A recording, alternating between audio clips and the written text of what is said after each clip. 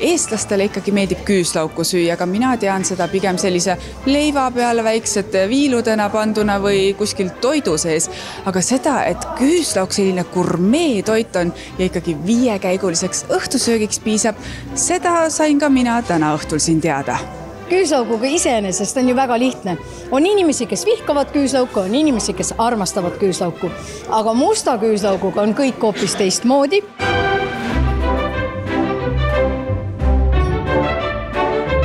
Tervituseks on juba laua peale valmis pandud vahukomm küüslaugust või küüslauguga, siis selle musta küüslauguga.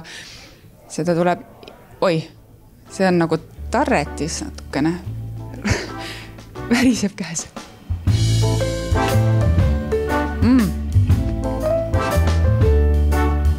Ma arvasin, et vahukomm on magus, aga see on hoopis tükki soolane ja küüslaugu maitset on tunda. Ja muidu ta oli nagu tarretisene pasteet, ma ütleks võib-olla isegi natukene.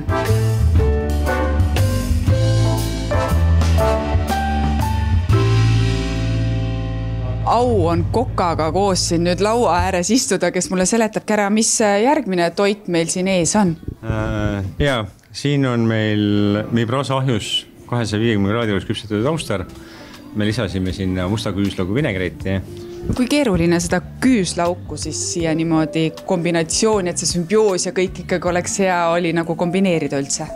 Ma ütleks, et must küüslauk on lihtsam element kui tavaline küüslauk, sest tavaline küüslauk on hästi äkiline ja siis sa pead mõtlema, kas sa pead teda termiliselt töötlema, mis sa peaks tegema, et ta väga ära ei ehmataks. Must küüslauk, kuna seal on suhkur välja tulnud, ehk siis ta on magus. Ta ilmus siia mõned aastad tagasi ja ta oli ka kokkade jaoks suhteliselt võõras tooraine ja kokad julgelt proovisid teda igale poole panna.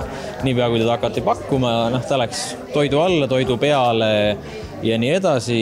Ja ma leian, et mingis hetkes rikuti natukene musta küüslaugu maine ära, sest teda kasutati toitudes, kus seda ei peaks kasutama.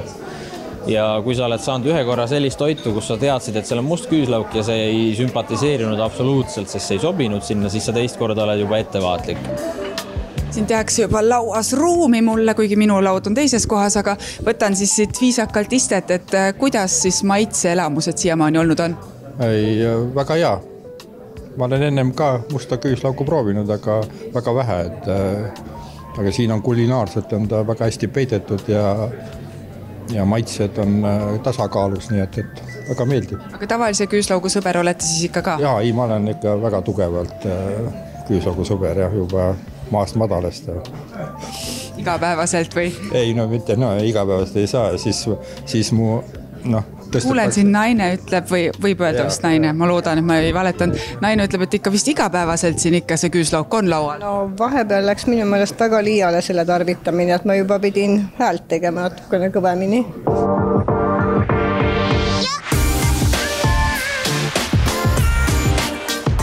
Nüüd sellele, kes tõesti mustast küüslaugust esimest korda kuuleb, kas see kasvab kuskil maa sees või kuidas seda ikkagi saadakse? Jaa, et meilt on küsitud ka seemneid, et tahaks ka panna vale maha, et ei tule välja sellest midagi, et see on pikk protsess tegelikult. Me kasutame ikkagi tavalist oma kasvatatud ökoloogilist küüslauku ja edasi hakkab sealt kuivatamise ja küpsetamise protsess, mis kokku tegelikult on meil 25 päeva pikk lugu, et see asi nagu päriselt saaks letile. Minu arvates see õhtusöök on täpselt selline, et kui sulle see roog ette tuuakse, et siis algab üks mõistatusmäng, et sa püüad aru saada, kuhu see must küüslauk peidetud on ja millisel moel, et kas ta on siis näiteks mugulana või on kastmena, et minule väga maitseb ja ma olen tõesti, ma julgen öelda küll, et minust on saanud üsna suur musta küüslaugu fänn.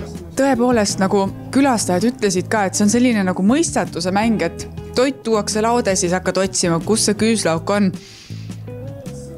Maitseb hästi ja tõepoolest ei tunne seda klassikalist küüslauku siit välja, et ma ütleksin, et vot siin see küüslauk oligi, et väga hea.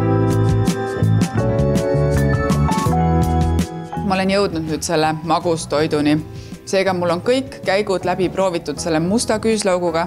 Ma ei teadnud, mida oodata, aga kokkuvõtvalt võin mina öelda, et kuigi ma ei ole suurim küüslaugu fänn, olid need toidud täna väga-väga maitsvad ja seda küüslaugu maitset niimoodi väga tunda lõppkokkuvõttes ei olnudki ja Kui käia nüüd kohtingul, kus süüa musta küüslauku, siis võib pärast ka suudelda.